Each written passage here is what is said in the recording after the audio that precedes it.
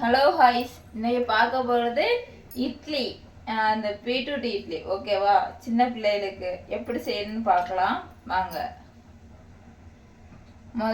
ஒரு mixie jar எடுத்துருங்க. எடுத்துட்டு இதை பொடியாக வெட்டி போட்டு நல்லா அரைச்சிட்டு வந்துடுவோம். ஓகேவா?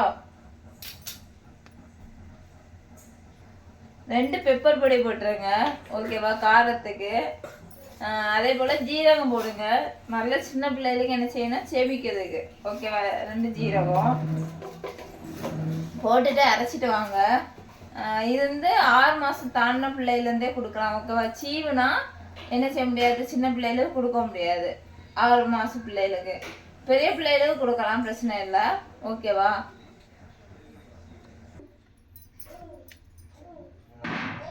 பார்த்துருங்க, அரைச்சிட்டு வந்துட்டேன். எனக்கும் இருந்துச்சு, 2 சின்ன பாப்பாவுக்கும் மட்டும்தான். நாங்கள் இதை சாப்பிட மாட்டாங்க அவைய, அதனால தான்.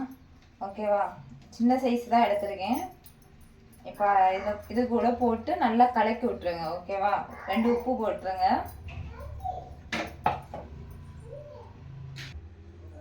நல்லா கலக்கி விட்டுருங்க.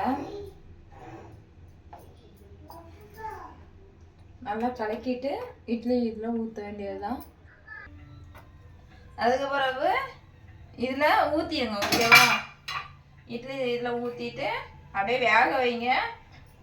இதில் பால் ஊற்றி கொடுத்தாலும் பிள்ளைகளுக்கு ஹெல்த்தியாக நல்லாயிருக்கும். நான் பால் தான் ஊற்றி கொடுப்பேன். இதில் கொஞ்சம் காரமாக இருக்கும், ஆனால் ருசியாகவும் இருக்கும். ஓகேவா? இது 6 மாதம் தாண்டின பிள்ளையிலேருந்து நம்ம என்ன செஞ்சிடலாம், பீட்ரூட்டு இட்லி எல்லாம் கொடுக்கலாம். ஓகேவா? இது ஹெல்த்தி ஃபுட்டு தான். நீங்களே ட்ரை பண்ணி பாருங்க. ஓகேவா?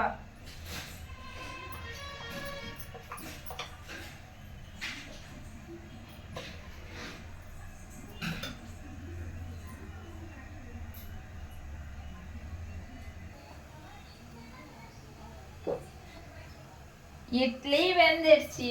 ஓகே, எப்படி இருக்கு சொல்லுங்க.